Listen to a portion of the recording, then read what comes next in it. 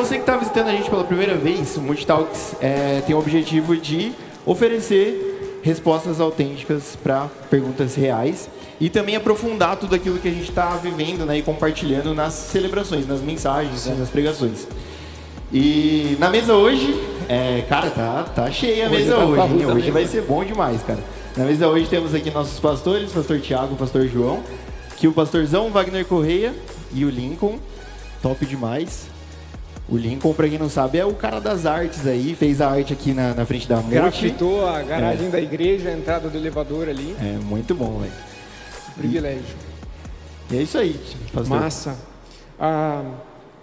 Quando a gente imaginou o desfecho da série de Jonas, ficou nítido pra gente que havia uma grande oportunidade, porque em paralelo estava acontecendo o lançamento do livro A Arte de Iluminar o Coração. Vamos dar um close no livro. A Arte de Iluminar o Coração. Meu pai estava passando por algumas igrejas, compartilhando o projeto, fazendo pré-lançamento. E esse é um livro que, ao meu ver, ele traduz não só o coração pastoral do meu pai, mas o coração de Deus para nós. E no decorrer de toda essa série, o incrível Jonas que habita em nós, ficou nítido que o coração desse homem no Antigo Testamento, que tinha sido chamado para um relacionamento autêntico com Deus e para guiar outras pessoas nesse relacionamento também, por vezes experimentou conflitos entre aquilo que Deus estava chamando ele para ser, para fazer, e aquilo que ele achava que ele era, e aquilo que ele achava que ele deveria ou não fazer. E a gente desenvolveu toda essa série de mensagens ao entorno dessa proposta. Como lidar com esses momentos de tensão, em que a visão de Deus sobre nós e o propósito de Deus para nós, às vezes parece conflitar com a nossa realidade, com os nossos desejos, com as nossas vontades, com talvez circunstâncias dramáticas em que a gente se depara com a ausência de esperança. E hoje a gente prometeu que seria o encerramento dessa série, e eu queria que a gente lesse o capítulo 4 de Jonas, antes da gente desenvolver a nossa conversa, porque esse é um capítulo muito especial, que tem tudo a ver com a minha e com a sua vida, com a nossa história. João, você faz as honras, você lê para a gente o capítulo 4? Quem tiver Bíblia, quiser acompanhar com a gente, Jonas capítulo 4, o último capítulo da nossa saga. Quem já participa dos GPs, dos grupos pequenos, já teve o privilégio de aprofundar o capítulo 4 essa semana, e aqui ele vai ser o pontapé para a gente entrar nesse assunto intitulado de A Arte de Iluminar o Coração. Legal? Vamos lá, João, lê para a gente. Boa. Isso tudo deixou Jonas aborrecido e muito irado. Então orou ao Senhor: antes de eu sair de casa, não foi isso que eu disse que tu farias, ó Senhor? Por esse motivo fugi para Tarsis. Sabia que és Deus misericordioso e compassivo, lento para se irar e cheio de amor. Estás pronto a voltar atrás e não trazer calamidade. Agora tira minha vida, Senhor. Para mim é melhor morrer que viver desse modo. O Senhor respondeu: você acha certo ficar tão irado assim? Então Jonas foi até um lugar a leste de Nínive e construiu um abrigo para sentar-se à sua sombra, enquanto esperava para ver o que aconteceria à cidade. O Senhor Deus fez crescer ali uma planta, que logo espalhou suas folhas grandes sobre a cabeça de Jonas e o protegeu do sol. Isso aliviou o desconforto de Jonas, e ele ficou muito grato pela planta. No dia seguinte, porém, ao amanhecer, Deus também mandou uma lagarta. Ela comeu o talo da planta que secou. Quando o calor do sol se intensificou, Deus mandou um vento leste quente soprar sobre Jonas. O sol bateu em sua cabeça até ele sentir-se tão fraco que desejou morrer. Para mim é melhor morrer que viver desse modo, disse ele. Deus perguntou a Jonas: você acha certo ficar tão irado por causa da planta? Jonas respondeu: sim, acho certo ficar tão irado a ponto de querer morrer. Então o Senhor disse: você tem compaixão de uma planta, embora não tenha feito coisa alguma para que ela crescesse. Ela depressa apareceu e depressa murchou. Nínive, porém, tem mais de 120.000 pessoas que não sabem decidir entre o certo e o errado, sem falar de muitos animais. Acaso não devo ter compaixão dessa grande cidade? Fim. A gente não tem a menor ideia do que aconteceu com Jonas e com o coração dele desse ponto em diante. O livro termina com uma pergunta. Por que, Tiago? Por que termina com uma pergunta? Porque desse ponto em diante, nós somos convidados a enxergar a história de Jonas como a história que tem uma grande intersecção com a nossa história também. E essa pergunta precisa despertar uma resposta que flua do nosso coração, das nossas decisões. Nós não sabemos o que aconteceu com Jonas e com o coração dele, mas nós sabemos que hoje é o tempo de oportunidade para que o nosso coração não reaja como o coração de Jonas, para que o nosso coração seja iluminado e não escurecido. E é muito interessante, nós vimos no decorrer de toda a série de mensagens que as circunstâncias mudaram dramaticamente do capítulo 1 para o 2, do 2 para o 3 e do 3 para o 4. As circunstâncias mudam. Tem momentos dramáticos na história em que Jonas se vê no meio de uma tempestade, ele se vê acometido de consequências terríveis por causa da desobediência dele, do coração duro dele. E em outros momentos, por exemplo no capítulo 4, nós vemos uma circunstância favorável. Deus usa Jonas para subverter o mal numa cidade extremamente violenta. A gente conversou sobre as evidências históricas, arqueológicas que mostram a Síria e a sua capital Nínive como um lugar de gente sanguinária. E o capítulo 4 relata o poder de Deus. Jonas prega um sermão mequetrefe. No hebraico são 5 palavras apenas. Jonas prega uma mensagem sem contexto, ele não cita Deus, ele não faz apelo, e Deus se move favoravelmente, e 120.000 pessoas se convertem. Ou seja, Jonas experimenta circunstâncias incríveis e circunstâncias ruins. E a gente vê que o problema não são as circunstâncias necessariamente, mas o coração de Jonas. O coração teimoso de Jonas, o coração de Jonas que se enxerga como uma vítima em alguns momentos, o coração de Jonas que se vê como alguém que está se rebelando contra Deus, é o coração de Jonas que está em jogo. E o livro de Jonas então tem que despertar em nós essa grande pergunta: como está o meu coração? Diante daquilo que Deus espera que eu seja e que eu faça, de acordo com a visão de Deus, o propósito de Deus. O livro começa assim, a visão de Deus sendo comunicada a Jonas. E Jonas em crise, o coração dele experimentando tensões.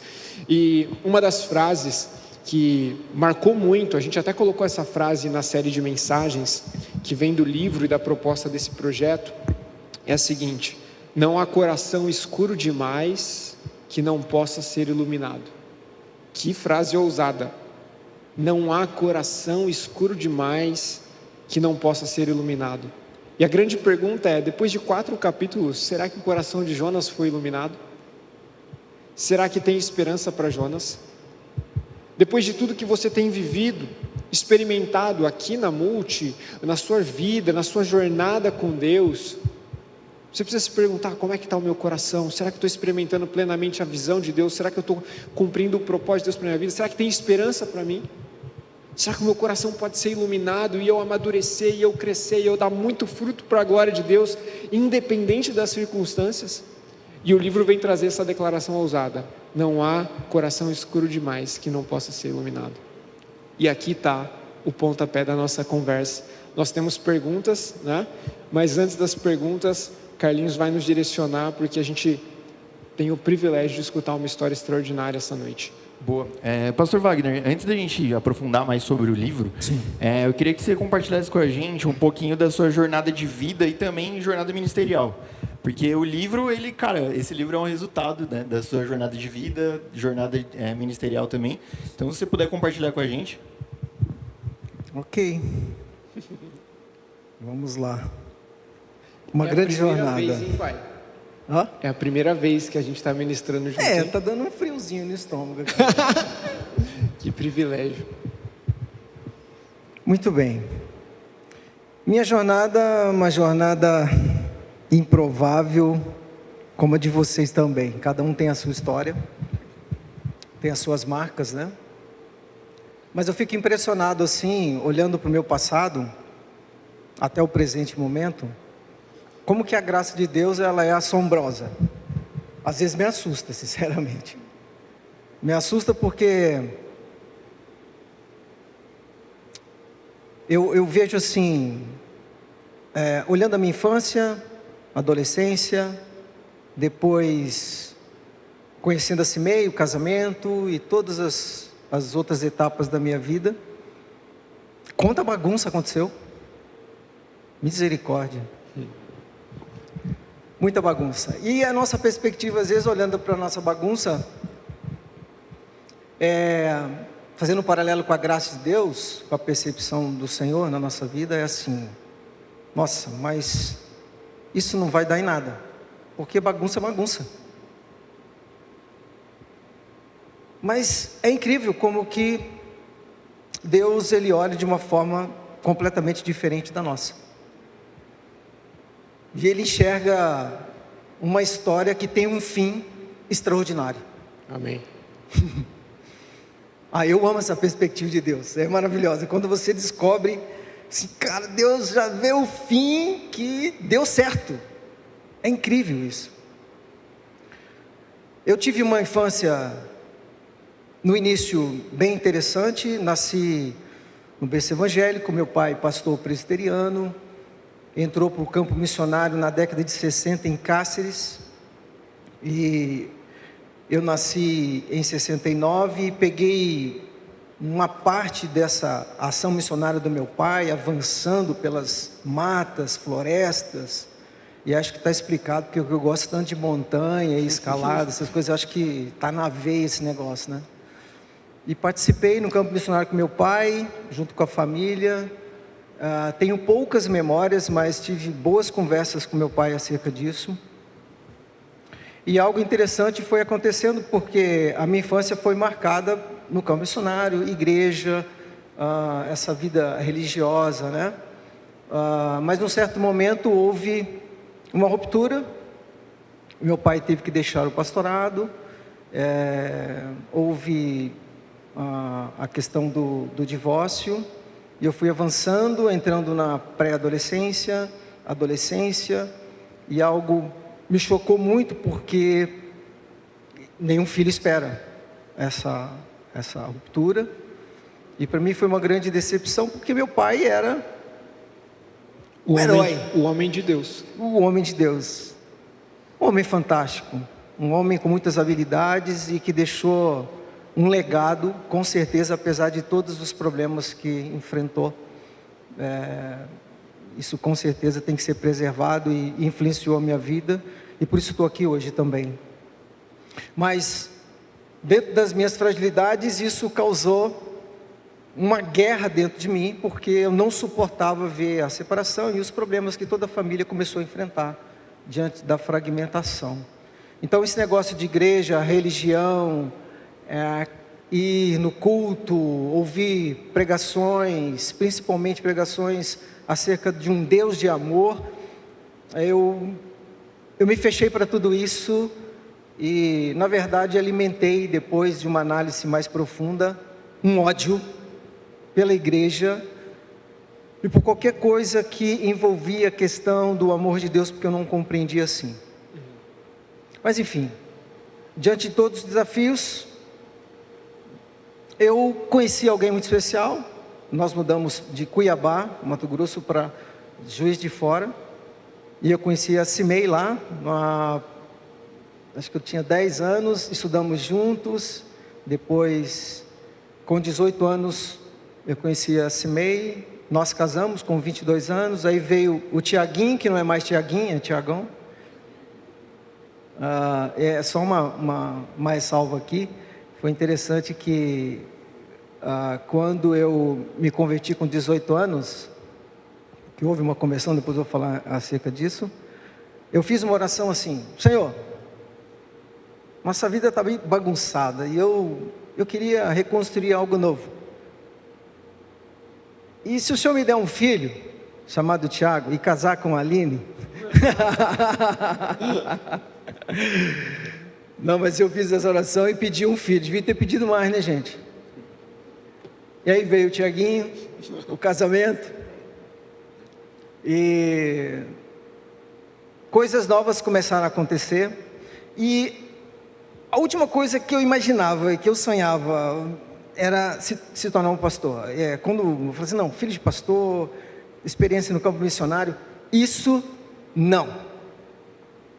E de repente, fui para o seminário, estou aqui, estou pastoreando há 28 anos, contando com o tempo de seminário, como seminarista, e 25 anos na mesma comunidade presbiteriana de Paulínia. É uma trajetória rápida, de alguns fragmentos que aconteceram lá atrás, e como eu cheguei aqui, nessa graça escandalosa, que vai nos preservando ao longo do caminho, nos apontando, nos segurando, nos guardando, e nos mostrando sempre o propósito dele para a nossa vida, mesmo quando a gente se torna na jornada como Jonas, né? Sim. Porque fugi bastante, fugi muito. Ô pastor, tá estranho falar pastor Wagner, pastor cara, que é Wagner. pastorzão pra lá, pastorzão pra cá, mas o pessoal que não conhece, pastor Wagner. Deixa eu puxar, sem adentrar muito ao livro, a gente conversou muito sobre os 4 momentos mais dramáticos no desenvolvimento da tua identidade como homem, como alguém que estava seguindo Jesus, todos os dilemas com a igreja, e você coloca isso no livro, você expressa isso, e se sentiria confortável de compartilhar com a gente, pelo menos um pouco desses dramas que acompanharam essa jornada no início. A gente está falando de um coração que tem, de certa maneira, uma conexão com todos os nossos corações representados aqui, que muitas vezes se encontra em lugares tão escuros que a gente pensa que não tem mais esperança, né? E aí, compartilhe um pouco dos aspectos mais desafiadores. Sim. Toda família que passa por problemas relacionados a relacionamento conjugal, pai, mãe, e aí vem uma cisão, uma separação, e aí a consumação de um divórcio, as dores, elas são muitas vezes indecifráveis, né? Incalculáveis. É muito difícil a gente dimensionar os estragos disso. Mas eu quero, antes de falar de algumas partes dramáticas que aconteceram comigo, dizer o quanto a proteção dos pais, a vivência em família, quando lá ele não é perfeito, mas os papéis são desempenhados com dedicação, intencionalidade, amor, e principalmente na crença de que Deus chamou a família, né, para lançar os filhos e ajudá-los no processo do crescimento, amando a Deus sobre todas as coisas e ao próximo, encontrando de fato o serviço de Jesus no mundo. A realidade é bem segura. Sim. Apesar das crises, porque esse é o projeto de Deus. Não é um caminho perfeito, um caminho estreito, difícil de educação, mas há um desígnio, um propósito de Deus em relação a isso. E quando os filhos estão dentro de um lar que tem essa linha de pensamento e esses fundamentos, diante de qualquer crise, é muito mais fácil você passar. As dores vêm. Mas quando lá ele está fragmentado, eu creio que cada um tem a sua experiência aqui, portas são escancaradas para muitos invasores, muitos predadores avançarem e fazerem coisas complexas, difíceis e dolorosas com a própria casa, com os filhos principalmente, né? E essa é uma realidade brasileira, uma realidade da nossa sociedade. Eu, por exemplo, como pastor, vocês como pastores, nós que estamos vivendo como igreja, a gente lida a todo momento com esse desafio do conserto, né? Ajudar as pessoas no processo de cura, de reconciliação com Deus. Então, a fragmentação, ela abre inúmeras fissuras e brechas. E todos nós, irmãos em casa, nós fomos colocados à exposição dessas fissuras. E aí uma ressalva, sem condenar os nossos pais, porque olhando para minha mãe, olhando para o meu pai, a última conversa, por exemplo, que eu tive com ele, foi extraordinária, e o quanto nós choramos juntos, assim, olhando para o passado, reconhecendo os erros, as falhas, né? Mas vendo também assim, como que Deus preservou tantas coisas boas em meio às confusões e às decepções. Mas essas fissuras me levaram a experimentar pelo menos aí 4 movimentos bem difíceis. O primeiro deles eu já mencionei para vocês, que com as decepções dentro da própria igreja, eu não queria definitivamente um relacionamento com Deus, com a igreja, e eu fiquei completamente seco. Parece que não tinha mais raízes, né? E com dificuldade muito grande de uma aproximação, de um relacionamento mais profundo com o Senhor. Então essa foi o primeiro drama. E com essa dificuldade, eu me revoltei não só com a igreja, gente, mas me revoltei com a escola, com os estudos, com a casa, e eu era um menino que eu vivia na rua. Tinha uma mãe que trabalhou arduamente para nos educar, colocou toda a energia, a sua vida assim para cuidar da gente de uma forma extraordinária. Sou imensamente grato a Deus por ela. Mas eu era um menino esperto e fujão. Então, enquanto ela estava trabalhando, eu dava um jeito de colocar aquelas mentirinhas, né? E passava a maior parte do tempo nas ruas. Problema sério. E quando eu ia para a escola, eu dava um jeito de fugir da escola. Eu não parava na escola. Gente, praticamente não estudei. Aí você deve estar lembrando, como é que você está aqui? Verdade. Vivia nas ruas. E no tempo de verão, eu gostava muito dos rios. Atravessava cada rio, louco, perigoso, fazia coisas malucas. Muitas vezes fiquei no limiar da morte por causa disso. Mas uma das coisas que aconteceram comigo dentro dessa revolta foi um dia que nós estávamos nadando numa lagoa, num lugar onde muitas pessoas já tinham morrido lá, um lugar muito temeroso, muito difícil. A gente não tinha medo de nada, e eu principalmente. Parecia que em muitos momentos eu estava pedindo para morrer, não estava nem aí. Para vocês verem como as fissuras nos levam a experimentar coisas que são incalculáveis. Eu estava junto com 3, 4 amigos, não tinha quase ninguém lá, e eu fui abordado por um cara que me arrastou para o fundo dessa lagoa. Eu não sei quem já leu o livro. Foi uma das coisas mais difíceis para mim, entrar em contato com esse negócio dessa lagoa e de revisitar esse momento. Para vocês terem uma noção, ao longo de todos os anos do meu casamento com a minha esposa, tudo perfeito, maravilhoso, paz reinando em casa, eu não conseguia me abrir com a pessoa que eu mais confio em casa. Mas não porque eu desconfiava, mas justamente por causa da dor que eu não queria ter contato. Então houve uma sublimação em relação a isso. Mas eu fui arrastado para esse lugar. Várias vezes eu engoli água suja, porque era uma lagoa muito estranha, muito louca. E tive a sensação de afogamento. E é difícil falar. Foi difícil escrever, agora falar para vocês ainda é mais difícil. Mas é necessário. Vinha em minha mente a todo momento a minha família, meu pai, minha mãe, e o desespero de estar sendo levado para o fundo, sem um controle, sem força para lutar. sem ter ninguém para socorrer. Seja se encontrar em alguma situação assim, onde você está completamente entregue a uma situação onde assim, Deus, onde o Senhor está? Estou aqui, não está vendo? E tudo passando de forma muito acelerada. E o abuso aconteceu.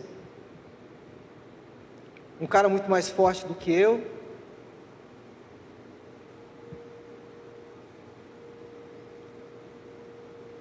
onde marcas profundas foram colocadas na minha alma.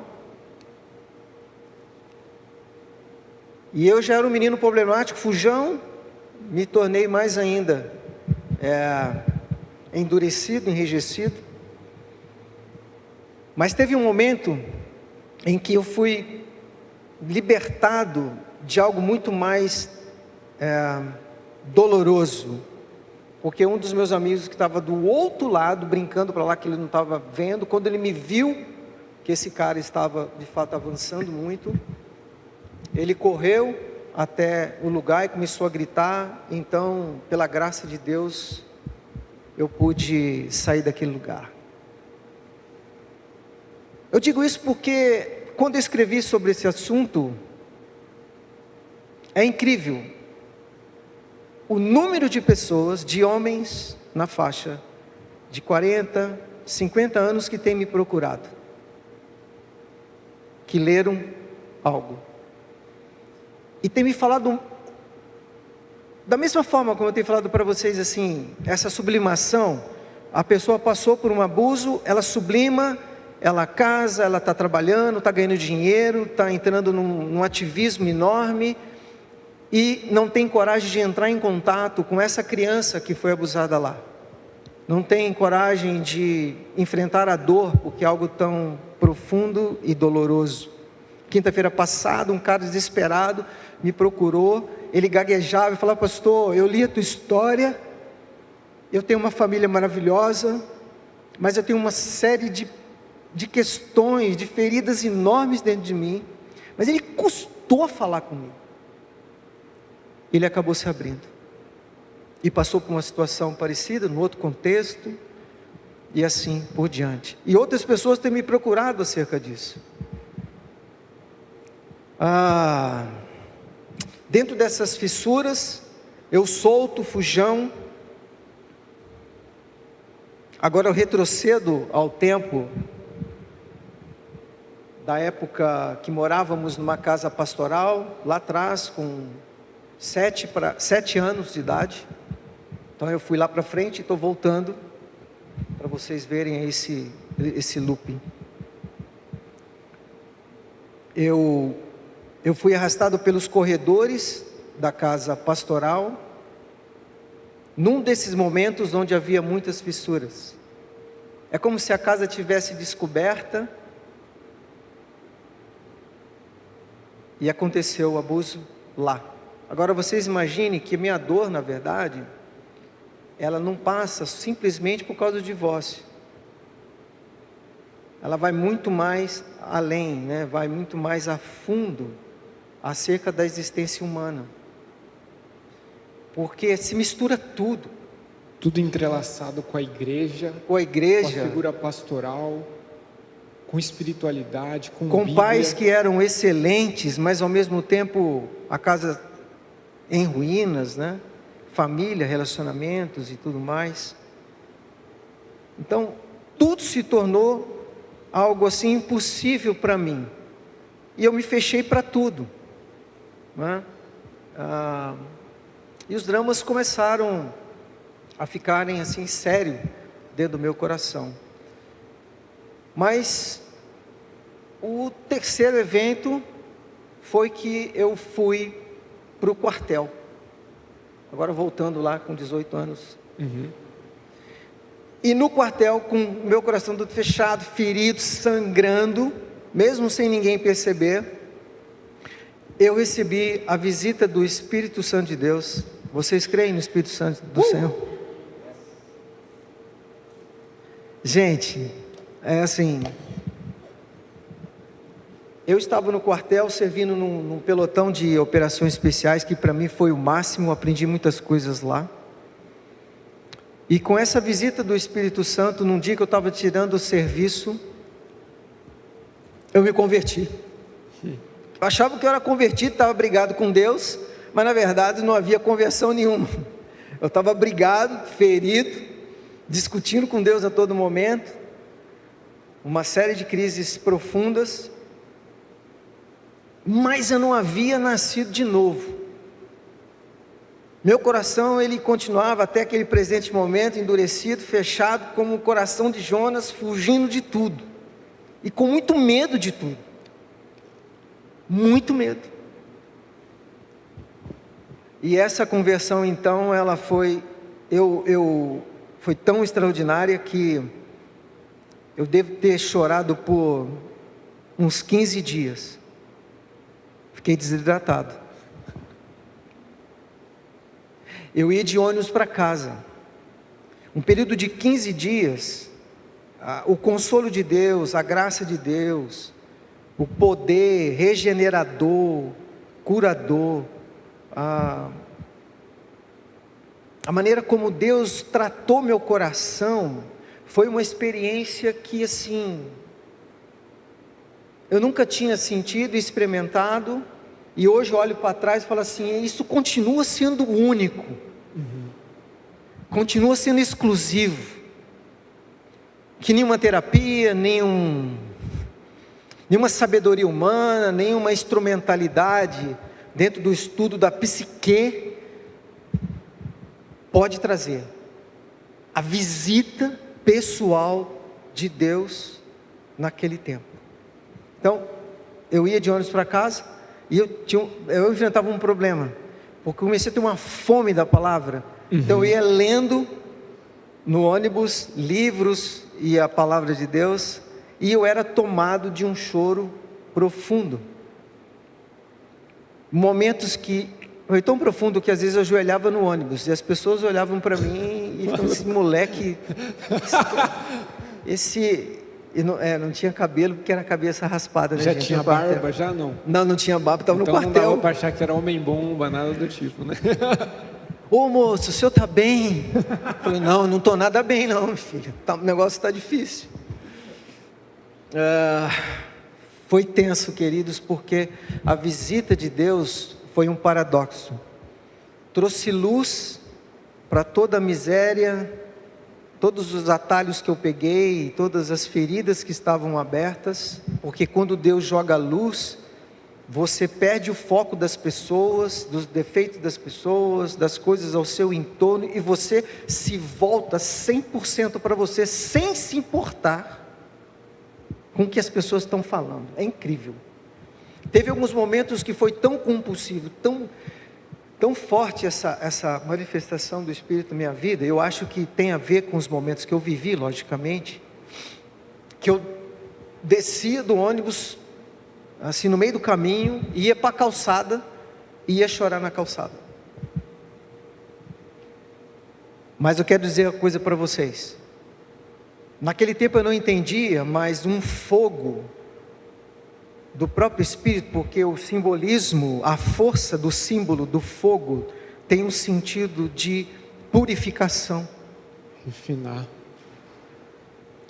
Tem um sentido de queimar para refazer.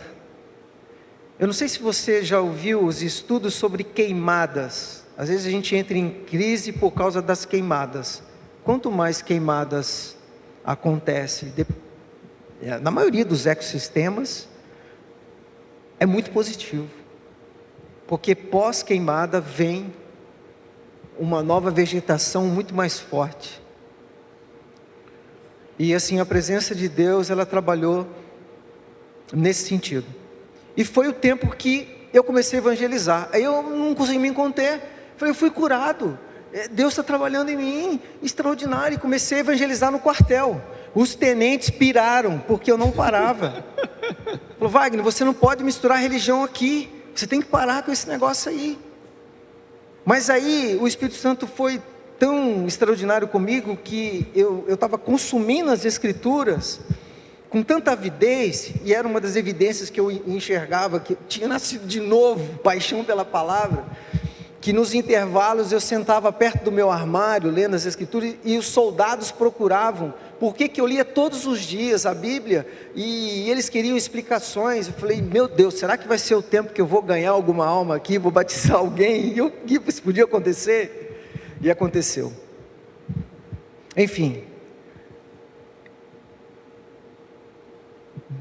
houve um boom, um esclarecedor acerca de Deus, do amor de Deus, da graça de Deus, e eu cheguei à conclusão, eu posso prosseguir. Agora eu posso construir uma casa perto da casa do Pai, porque eu estava como fujão, e construí a casa longe da casa do Pai, porque eu não queria contato com o Pai, porque Ele permitiu na minha cabeça que eu passasse por tudo que eu passei. Era inconcebível para mim olhar para Deus, um Deus de amor, e falar assim, não, eu não quero ficar na casa do Pai, porque esse tipo de sofrimento não é para os filhos, e eu estou passando por isso. Mas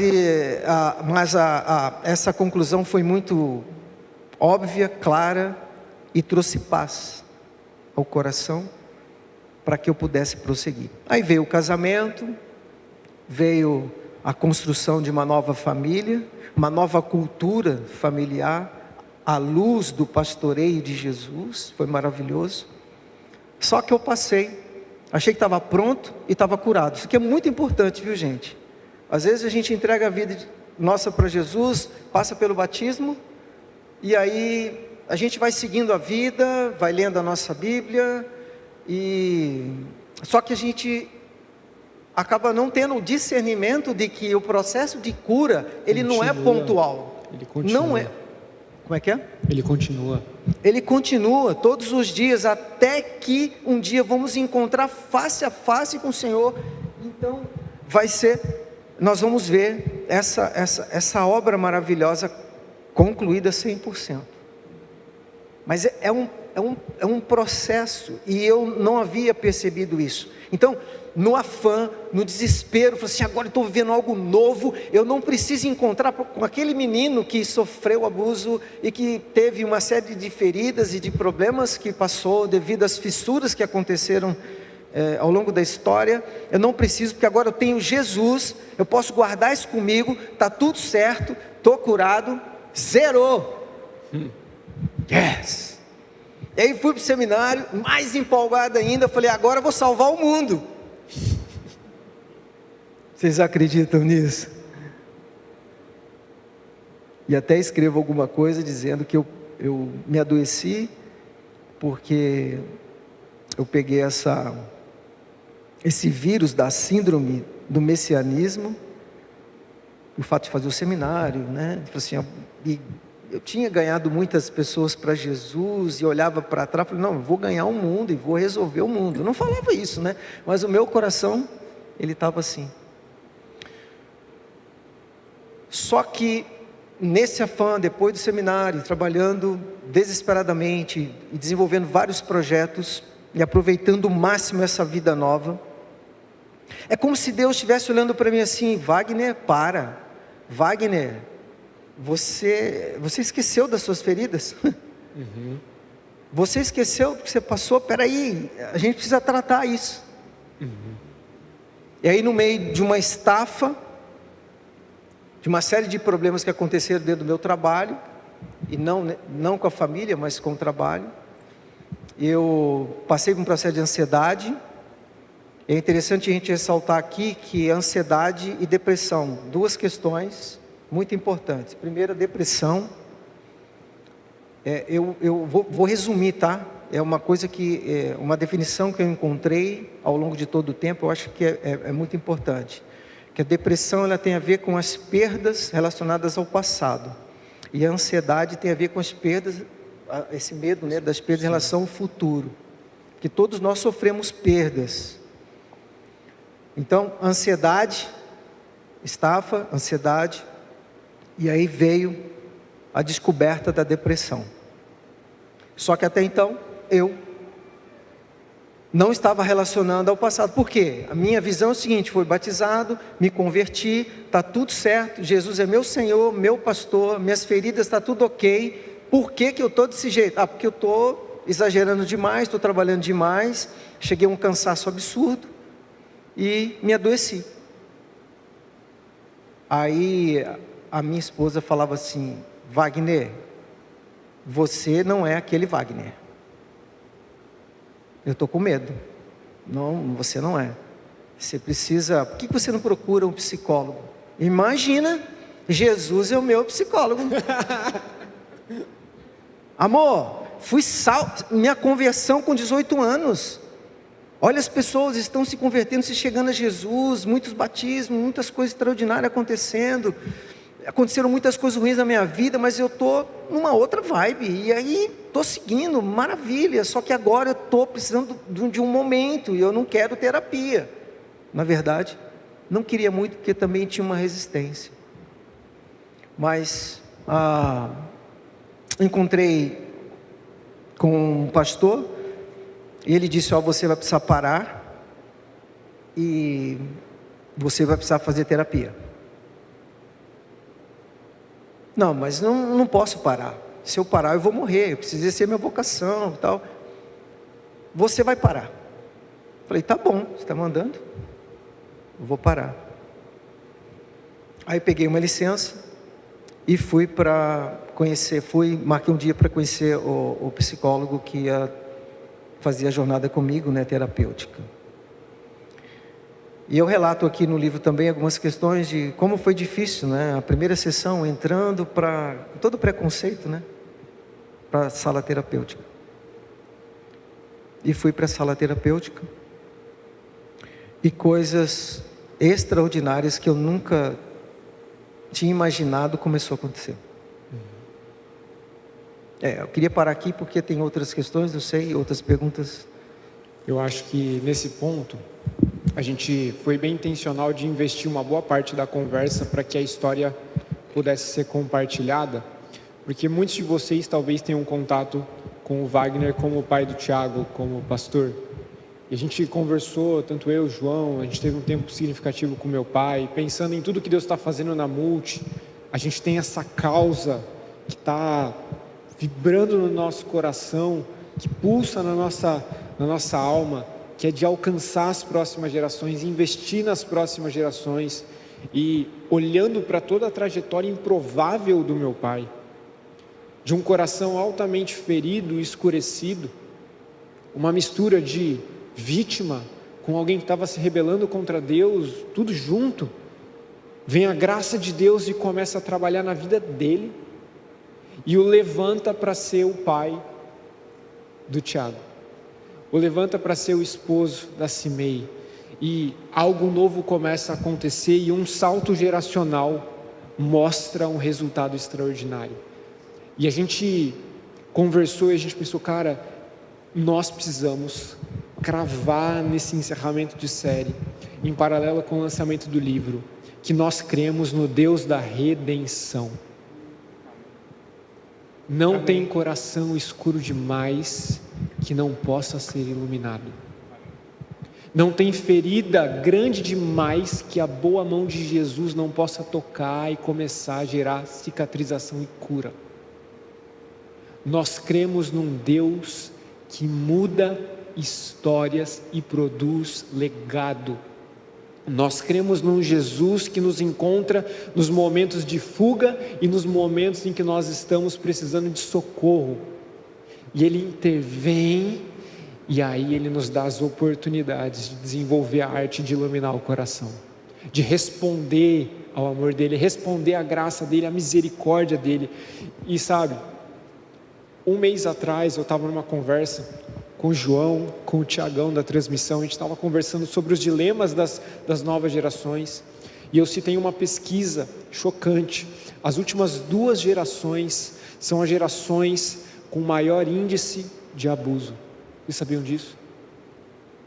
Quantas pessoas estão carregando feridas enormes, vergonha, peso, acusação, e nós precisamos abrir espaço para conversar sobre essas dores, dizer: Jesus deseja tocar essa história, Jesus deseja curar pessoas, levantar pessoas das suas feridas, para que essas pessoas possam curar outras pessoas. Talvez o teu dilema aqui não seja esse especificamente, mas talvez seja o divórcio que marcou de forma significativa a infância do meu pai. Talvez você esteja pensando na possibilidade do divórcio como um meio de solucionar um problema, e você precisa ponderar que o divórcio pode trazer um peso ainda maior para as próximas gerações. Talvez o teu dilema seja no trabalho, talvez seu dilema seja financeiro, sei lá. Você precisa ouvir essa conversa e, para além da nossa sabedoria, olhar para a prova viva de testemunhos que estão aqui e por todo o auditório, de gente que está se encontrando com Jesus Redentor, que não abandonou a história e não nos abandonou a própria sorte, apesar de muitas vezes nós termos virado as costas para Ele. Jesus está vivo e Ele pode mudar o rumo da história e das próximas gerações. Vocês acreditam nisso? Amém. Vamos para as perguntas, e a gente vai ser um pouco mais dinâmico para aproveitar o tempo. A primeira pergunta que tem aqui, que eu acho que já está muito bem respondida: como é que nasce esse projeto, Pai? Como é que nasce a arte de iluminar o coração? E eu acho que seria melhor para aproveitar, porque é óbvio que nasce da história que Jesus estava reescrevendo na sua vida, né? E de toda a tua vocação pastoral também, tua experiência aconselhando outras pessoas com o coração escurecido, lidando com tantos dilemas no gabinete pastoral. Mas a pergunta é: como foi desenvolver isso? Você disse dos dramas, né, de escrever parte da tua história no processo, mas como foi desenvolver isso? Talvez o Lincoln possa entrar aqui também, porque o Lincoln ajudou a dar vida para o livro, ilustrando o livro. Vocês sentaram inúmeras vezes para tomar café, para sonhar com esse projeto. Como é que foi desenvolver isso em rápidos 2 minutos? Porque o livro está lá em cima, depois você pode adquirir o livro. É interessante que esse livro, ele já estava na gaveta, muitas coisas estavam na gaveta. Por quê? Desde a minha conversão com 18 anos, minha fome por leitura, palavra, oração, intimidade com Deus, foi uma coisa assim bem marcante. E juntamente com essa intimidade, eu escrevia diários de oração, tudo aquilo que Deus ia me ensinando, eu fui registrando. Então, quando você lê o livro, você vai ver, na verdade, e pode acreditar, que nasce de um coração que vem seguindo o Senhor e todo o ensino dele, e baseado naquilo que ele começou a fazer lá atrás. Então, qualquer assunto que você se deparar, ele tem relação com essa jornada, desde a minha conversão até agora. Então, as definições teológicas, os princípios e valores do reino, e tudo que eu defendo, nasce desde esse momento do encontro com o Senhor. Agora, a confecção dele não foi nada fácil, foi 2 anos, porque uma das questões mais difíceis foi escrever não só a minha história, mas também a história de outras pessoas que passaram por traumas e dificuldades semelhantes à minha, de ouvir essas pessoas, chorar com essas pessoas, porque traduzir isso não é questão de levar tempo, mas é difícil até encontrar palavras. Teve momentos que eu fiquei muito paralisado e não conseguia dar prosseguimento. Eu ia até certo ponto, às vezes escrevia 10 páginas acerca de um ponto lá, mas depois eu voltava, achava que não era necessário, e assim revisitava outros assuntos e ia fazendo ajustes. Mas eu acho que o maior desafio é você ser honesto com o seu próprio coração, com a sua própria história, para tentar escrever algo puro, simples, que veio do coração de Deus para a minha vida, e para que o leitor pudesse ter contato original com as obras de Cristo na minha vida. Legal. E o Lincoln acompanhou aí essa... Sim.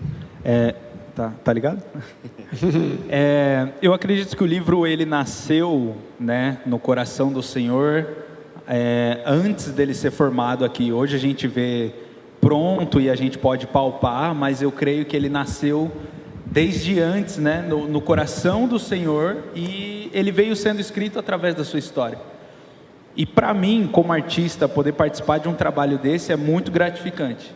E a parte que eu acredito ser mais desafiadora é passar pelo processo, né? Porque esse livro ele carrega uma mensagem e eu como artista eu não posso produzir algo simplesmente baseado naquela mensagem.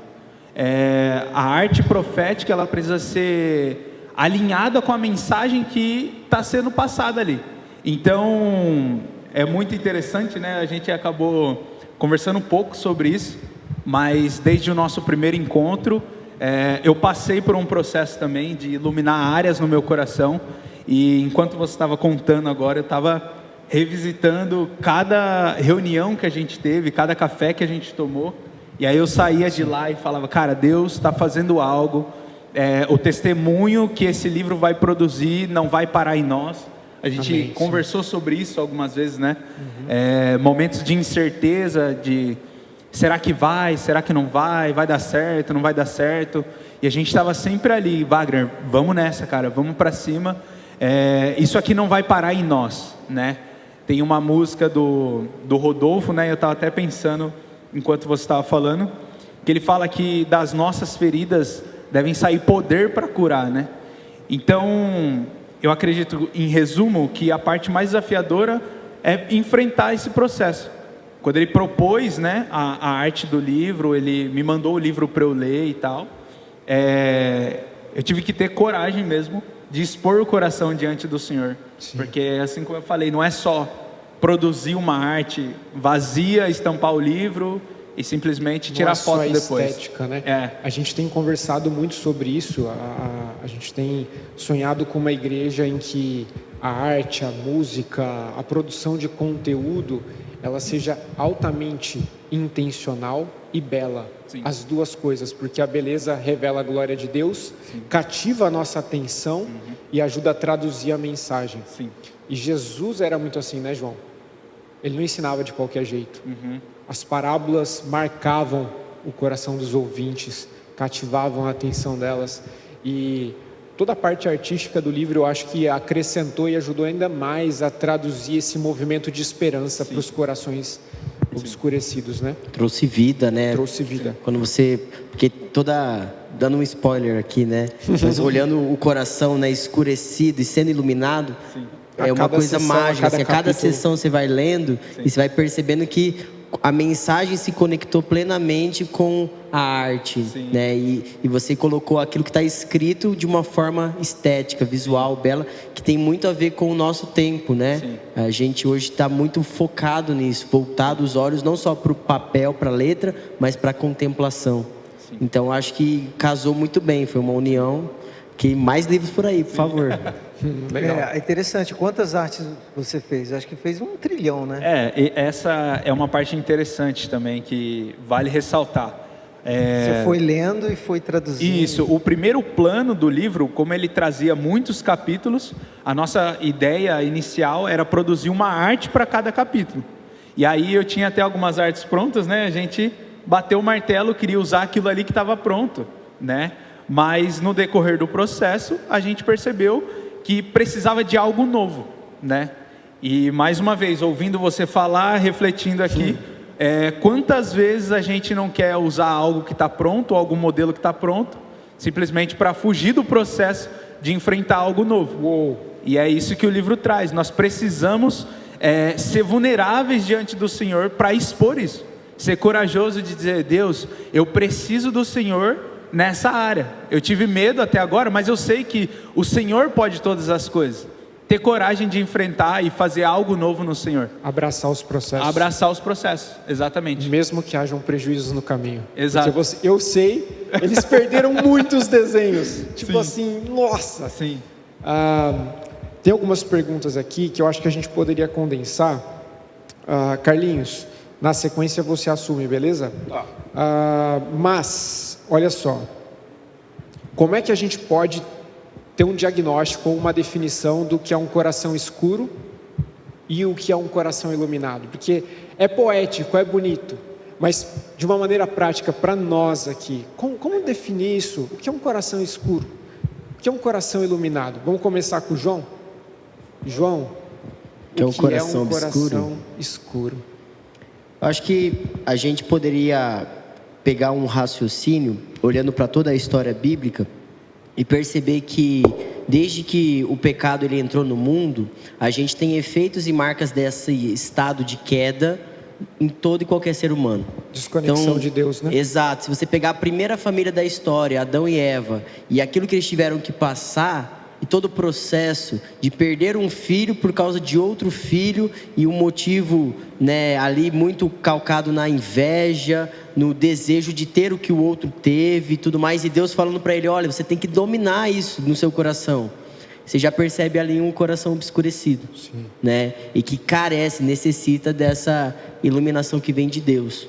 Então, o pecado ele traz esse peso de não só o mal que está dentro de você, mas o mal que está no outro e te afeta. Porque o Abel foi diretamente afetado pelo mal de Caim. Foi uma vítima no processo. Exato. E nesse ponto, se você olhar para Hebreus 11, né, lá em Hebreus o autor vai dizer que o sangue de Abel, ele ainda clama, vamos dizer assim, né? O sangue derramado dele não foi um sangue inútil. O que ele passou, o que ele sofreu é um testemunho para a história, né? E ele é considerado um herói da fé.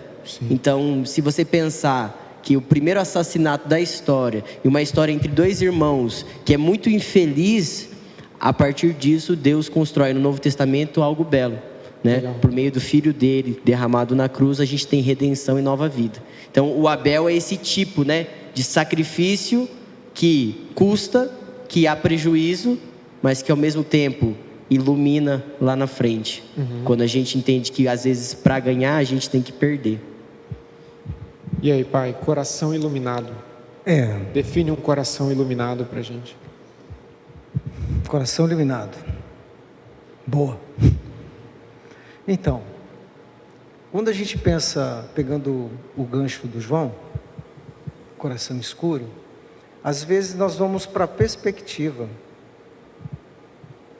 das coisas erradas ou dos alvos que a gente erra na vida, diante de Deus, os nossos pecados do dia a dia.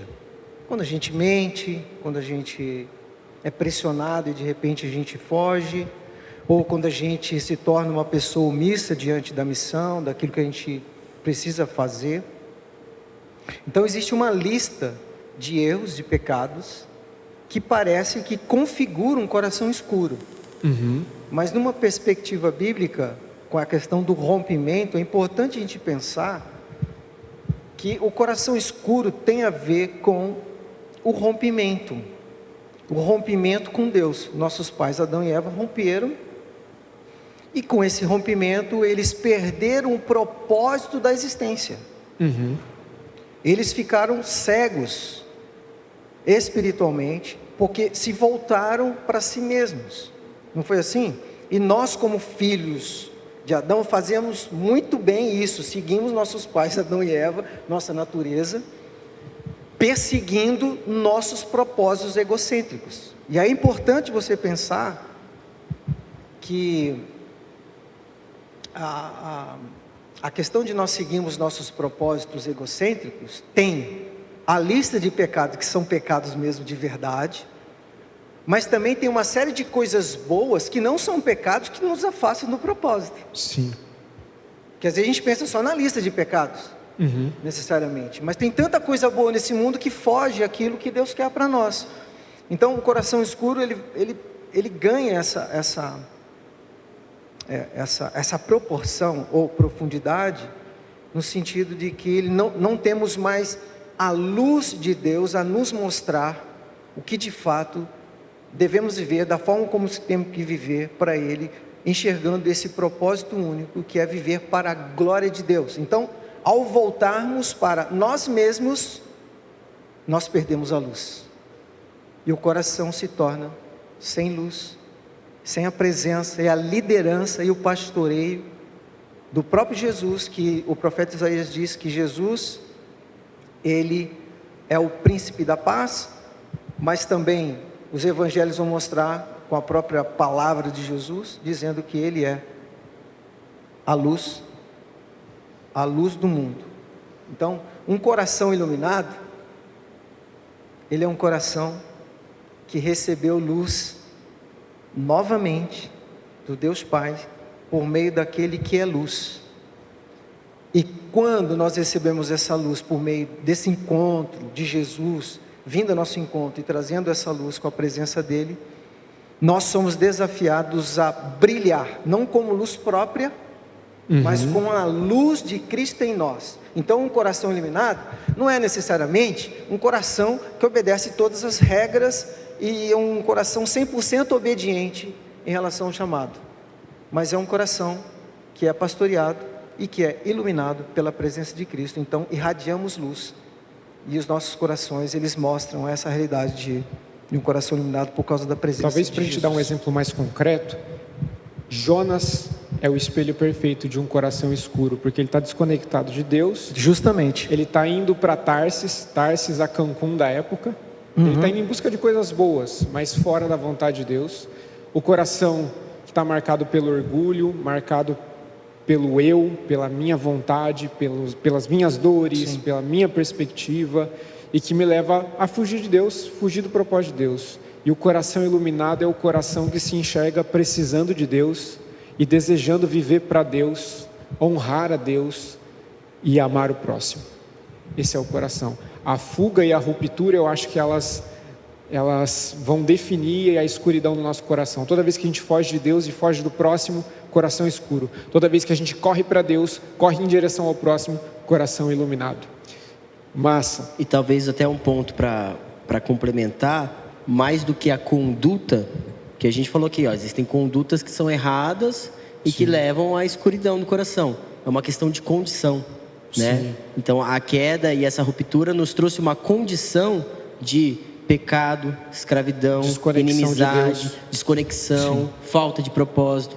Quando Jesus ilumina o coração, a nossa condição agora é de filho, amigo, próximo. A relação inicia. Exato. E aí, conforme muda-se a condição, a conduta automaticamente ela vai ser também transformada, mudada, não de forma pronta, né? É um estágio. Pouco a pouco a gente vai sendo iluminado, como o sol da justiça que vai raiando, né? Ele vai brilhando. A gente vai pular uma pergunta, porque a gente já respondeu ela, em tudo que a gente colocou. Olha só, pensar nos momentos escuros que a gente vive, me leva às vezes a refletir sobre isolamento também, escuridão e isolamento. Olha que interessante esse paralelo. Qual a perspectiva bíblica sobre isolamento? Existe alguma perspectiva positiva em se isolar, em se retirar? Ou algum contexto que demande em alguns momentos esse isolamento saudável? Escuridão e isolamento. E aí, João? Boa. Eu acho que existe sim uma perspectiva saudável. Se você for olhar as disciplinas espirituais, uma delas é a solitude. Então, estar só não necessariamente é algo ruim. Eu acho que a gente deveria olhar muito para a motivação dessa solitude, né? Então, Jesus se ausentava em alguns momentos, ele ia para um lugar, mas por uma motivação de buscar conexão com o Pai, buscar maior intimidade com Deus. Então, esse isolamento, no caso de Jesus, ele é positivo, ele é benéfico, porque vai potencializar uma relação vertical, né? E muitas vezes os ruídos horizontais nos impedem de ter uma conexão vertical mais profunda, né? Mas ao mesmo tempo, a gente vive hoje dias, né, trabalhando, por exemplo, com os adolescentes lá na escola, que existe um isolamento que ele é maléfico, que é simplesmente o voltar-se para si, o coração obscuro, me volto para mim, não quero ter contato com ninguém à minha volta, cada um com seus problemas, eu quero viver a minha vida do meu jeito, da minha forma, quanto menos você me atrapalhar, melhor. Então aí é um ponto que ele não é saudável, né? Porque como que você, por exemplo, nós ali num colégio cristão, né, professamos que amamos a um Deus que a gente não vê, mas o próximo que a gente vê, a gente tropeça, cospe, quase que faz como se não existisse, né? Toda relação vertical, ela vai ter uma implicação horizontal. Se eu me isolo para buscar a Deus no secreto, isso de alguma forma vai afetar também as minhas conexões. Eu não posso viver isolado no monastério, né, só em conexão, inner peace, né, aquela paz interior e tal. Eu preciso me relacionar, né? A missão é horizontal, ela não é vertical. E talvez aqui a gente pode até colocar aquela questão, né, de que muitas pessoas querem um caminho espiritual. Eu quero Deus, mas eu não quero a igreja. E muitas vezes isso se traduz assim: eu quero Deus, mas eu não quero lidar com outras pessoas nessa relação. Carlinhos, pode pegar a próxima pergunta, porque eu acho que ela já tem essa conexão direta com o que eu acabei de falar. Beleza. Qual o papel da igreja dentro da arte de iluminar o coração? Uau! Qual o papel da igreja? Maravilhoso. Qual o papel da igreja? Qual o papel da igreja dentro da arte de iluminar o coração? E aí, pai? É maravilhoso. Essa é uma temática que mais me chama a atenção. É um paradoxo dentro da nossa sociedade, porque a gente vive numa cultura altamente assim hedonista, voltada para o prazer e o isolamento negativo. Logicamente, olhando para a história da igreja ou da religião em si, a gente vê um rastro de marcas muito ruins que a igreja deixou.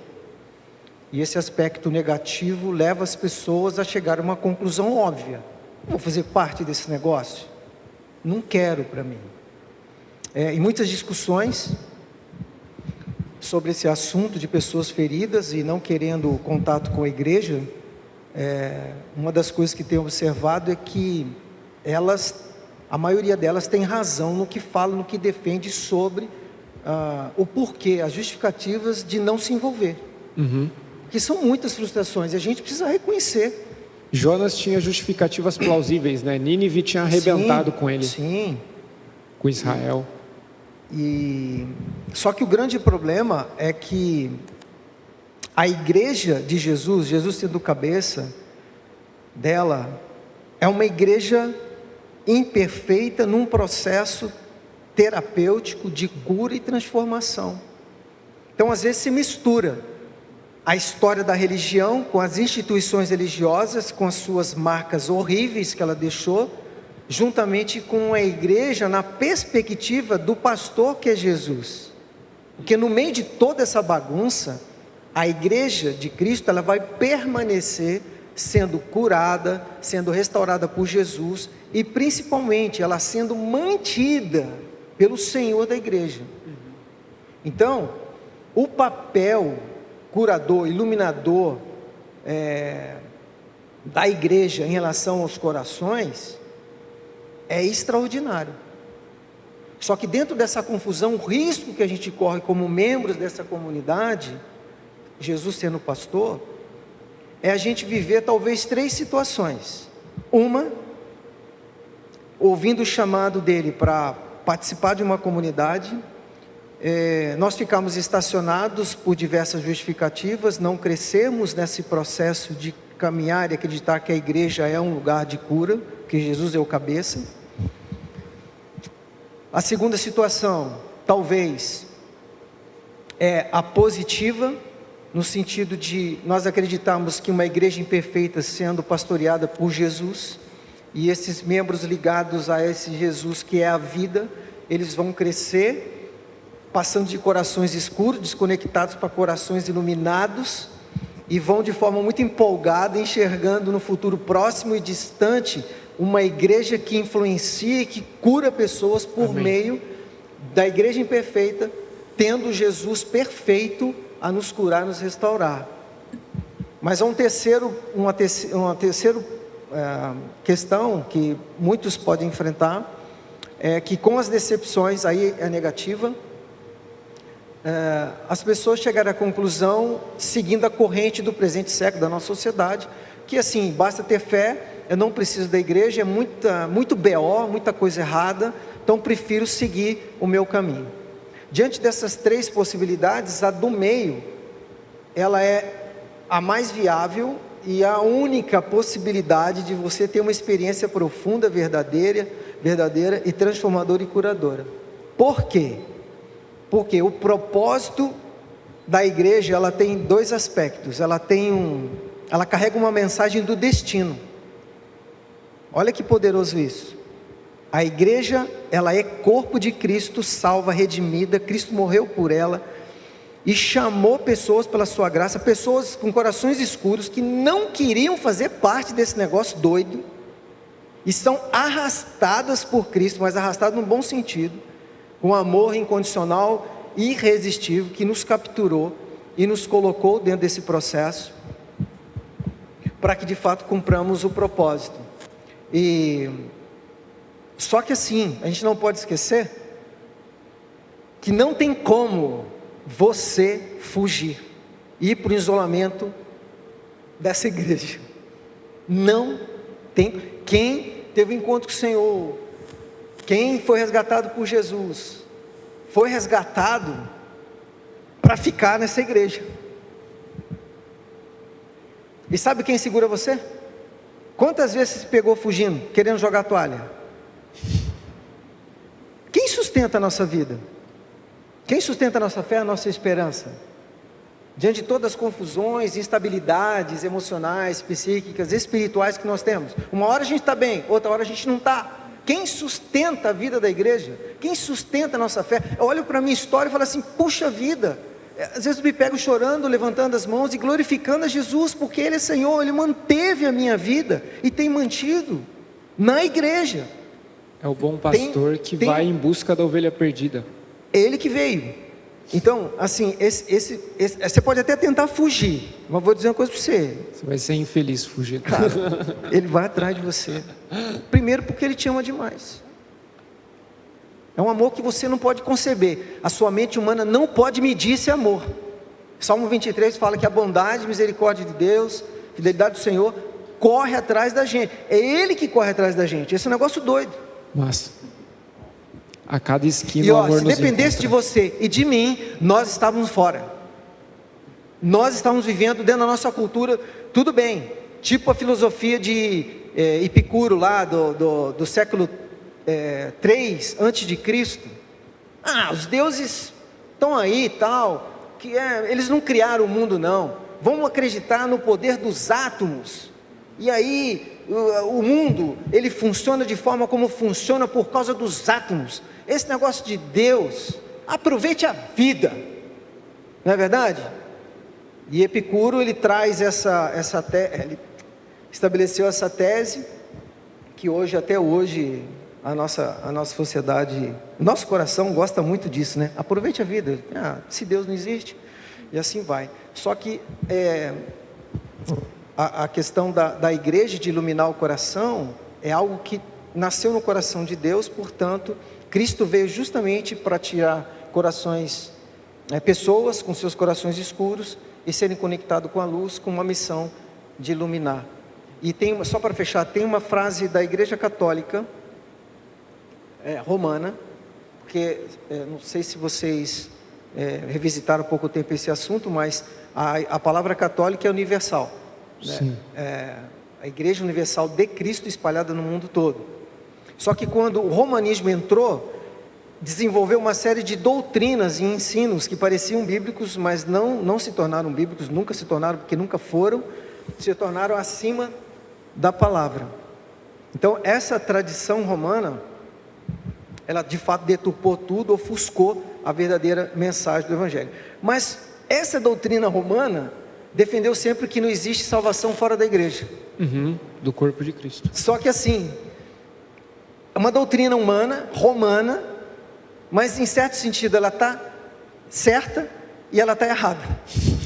Certa porque não existe salvação, não existe cura, não existe, gente, nascer de novo fora da igreja de Cristo. Essa é a verdade.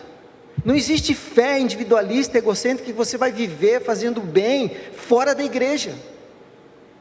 Porque o Senhor da igreja é Cristo, o cabeça dela. Ele quem reúne pessoas.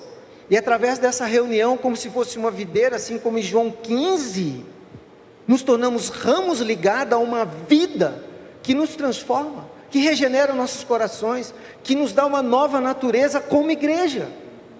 E tudo é operado nessa bagunça que você pensa.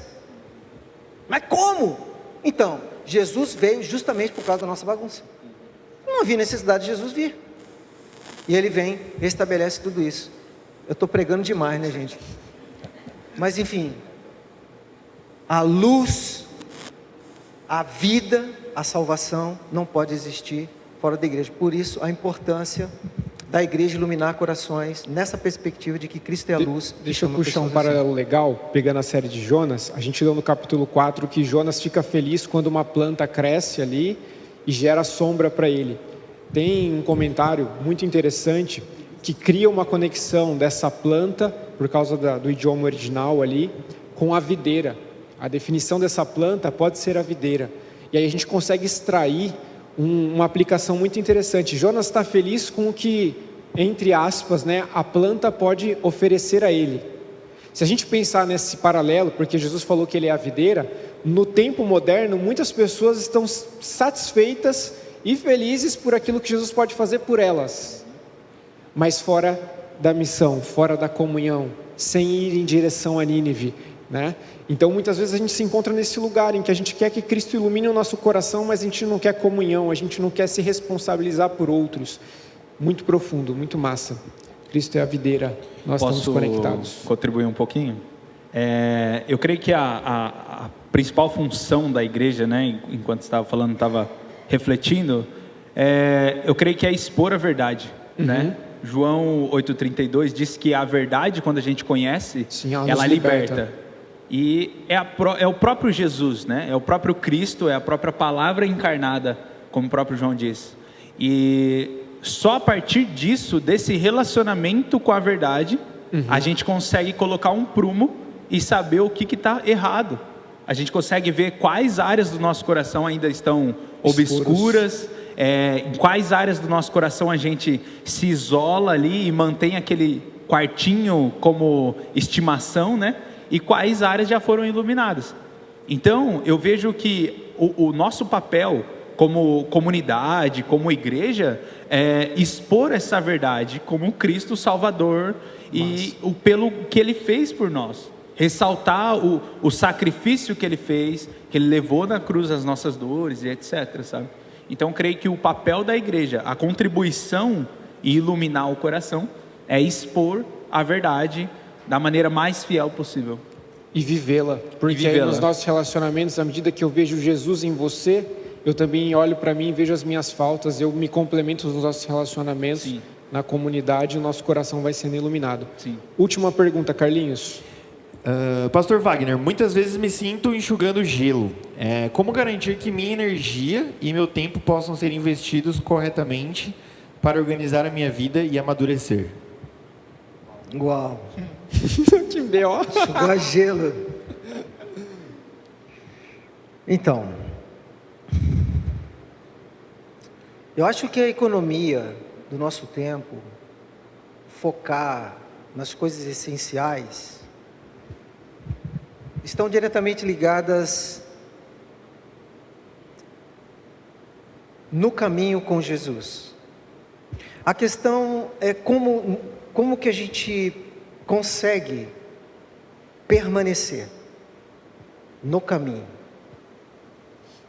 Porque se nós estivermos no caminho com Jesus, nós vamos estar seguindo Jesus, certo? Sim. Então ele não é simplesmente um mestre, mas ele arquitetou todo o mundo e criou todas as coisas, portanto é o lugar mais seguro, é esse caminho. E eu estou lembrando aqui de Provérbios capítulo 3, que a gente deve confiar no fundo do nosso coração em Deus. E aí o sábio ainda fala assim: olha, você não tente fazer nada sozinho. Se você não tiver uma fé autônoma, individualista, egoísta, a proposta de Deus, ou a intervenção de Deus graciosa, é manter você no caminho. Então, por isso que eu fiz a pergunta: como a gente pode manter no caminho? Na verdade, a intencionalidade de Deus graciosa, ela vem e nos mantém. Se nós abrirmos o coração, é uma condicional, né, gente? Tem que haver fé, tem que haver entrega. E aí o serviço de Deus, de forma amorosa, é fazer de tudo como só Ele sabe fazer, te manter nesse caminho. Então acho que isso está muito ligado à questão de não enxugar gelo, né? Não ficar enxugando gelo. Por quê? Eu vou explicar para vocês agora. Posso? Tem um tempinho?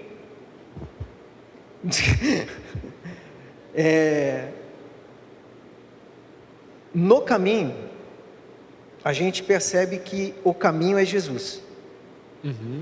Nesse caminho, mantido por Deus, nós encontramos Shalom, Paz. Paz.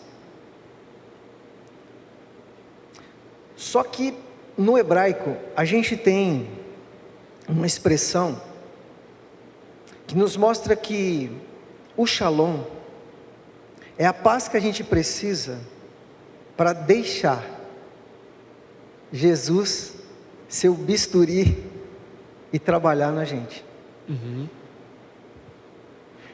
Com a ausência de paz, nós estamos preocupados com as nossas estratégias, com o nosso afobamento, de resolver as nossas questões com o nosso dinheiro, com nossa inteligência, com as nossas capacidades, e não experimentamos a paz. E o shalom de Deus é algo tão profundo, que faz do nosso tempo um tempo redimido, para não ficarmos enxugando gelo. Porque o shalom, ele tem relação com 3 aspectos dentro da cultura judaica do próprio Antigo Testamento, que é nada fora do lugar, Nada quebrado. entende? Nada faltando. Boa. Prestaram atenção? É isso. Porque no caminho nós entramos quebrados.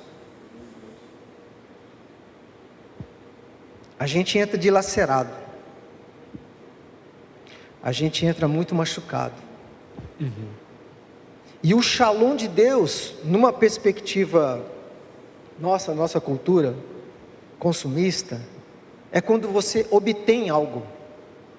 Quando eu consegui uma família, quando eu consegui um relacionamento legal, na minha perspectiva, quando eu consegui ter segurança em alguma área que eu estou deficiente e preciso.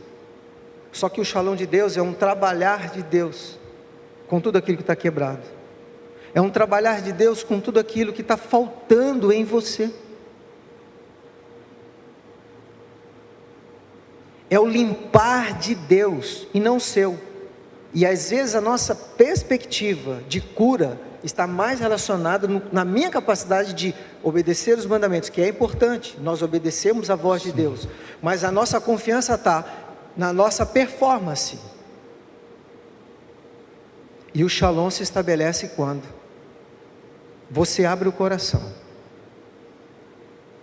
definitivamente, para Ele consertar o que precisa ser consertado, do jeitinho dele. E então, quando a paz se estabelece, que é o trabalho de Deus, o meu tempo é redimido. Sim. Eu paro de enxugar gelo, às vezes até volto a enxugar, porque não vou funcionar 100%. Mas a paz sendo estabelecida e um coração aberto para o trabalho de Deus, a gente fala que não tem como recuperar o tempo, né? Eu, assim, em minhas orações, eu agradeço muito a Deus, porque eu olho para trás e falo assim, Deus, é como se eu tivesse redimido a minha vida. Recuperou o tempo perdido. É incrível, Ele é dono do tempo. E Ele pode fazer coisas incríveis. Aí eu fico pensando assim, o ministério de Jesus durou quanto tempo? 3 anos. Em 3 anos o que Jesus fez? Realizou, viveu e deixou. Né? Então, eu acredito piamente nessa cura, onde o shalom se estabelece. Então, o caos, ele é reorganizado, nos dando direção, redimindo nosso tempo, para a gente não ficar enxugando gelo. Eu acho que a palavra-chave dentro de tudo que a gente colocou é que existe um convite para a gente continuar conectado com Deus, com a visão de Deus para nós e com o propósito dele para nós. E fora desse lugar de permanência, facilmente a gente se rebela, facilmente a gente foge, facilmente a gente se cansa e a gente se encontra enxugando gelo. E palavra final, eu creio que muitas vezes a gente trata os sintomas da nossa vida e não a causa desses sintomas. A gente olha para a escuridão do nosso coração, para momentos que a gente está sem esperança e a gente tenta tratar os sintomas e a gente começa a enxugar gelo, mas é como se deixa eu pegar uma metáfora, imagina um computador sobrecarregado. Se eu desligar esse computador, eu vou talvez conseguir ligar ele de novo, Mas, na sequência, esse computador com os mesmos problemas vai superaquecer e travar. Então, desligar, descansar, eu só estou tratando o sintoma, mas eu preciso descobrir qual é a causa que está travando esse computador, que está levando ele a funcionar de um jeito equivocado. E a permanência na igreja, no caminho, com Jesus, uns com os outros, é onde nós temos a oportunidade de identificar a causa e não só os sintomas. E o convite para nós nessa noite é para, de fato, crer que Jesus nos reuniu e que Ele está escrevendo uma história, Ele deseja redimir o nosso passado, porque Ele está construindo um futuro. E essas histórias estão todas entrelaçadas e nós temos a próxima geração para alcançar. Redenção está ao alcance porque Cristo veio. Ele morreu a nossa morte para que a gente pudesse viver a vida dele. Tem esperança para qualquer coração. Vamos orar? Deus, muito obrigado, porque de fato nós podemos contar com essa paz que excede todo entendimento, para além da nossa capacidade, do nosso currículo, das nossas posses e do nosso passado. Nós estamos pedindo aqui, faz de nós pessoas contentes, gera em nós contentamento por causa do relacionamento que está ao alcance, por causa da fé em Jesus, gere em nós esse lugar de rendição, que o nosso coração se renda e abrace os processos para o Senhor iluminar cada cantinho da nossa alma. Nos faz pessoas que de fato acreditam que não tem nada faltando. Nos faz pessoas que crê que o Senhor é aquele que conserta tudo que está quebrado. Nos faz pessoas que acreditam de fato que tudo aquilo que está desorganizado encontra ordem à medida que nós nos esvaziamos e deixamos o Senhor trabalhar. Gere em nós pertencimento na igreja, nos relacionamentos providenciais, ilumina o nosso coração. A gente ouviu o testemunho do meu pai, nós temos sonhado com as próximas gerações, nós clamamos para que cada pessoa que está aqui, que talvez tenha áreas escuras no coração, que estão clamando por socorro, clamando por confissão, clamando por aconselhamento, que nós encontremos aqui na Multi, que a gente possa lutar para consolidar uma cultura em que nós podemos nos abrir uns aos outros, encontrar esperança um com o outro, e que o Senhor trabalhe na nossa vida para o nosso bem e para a Tua glória. No nome de Jesus, amém. Amém. Que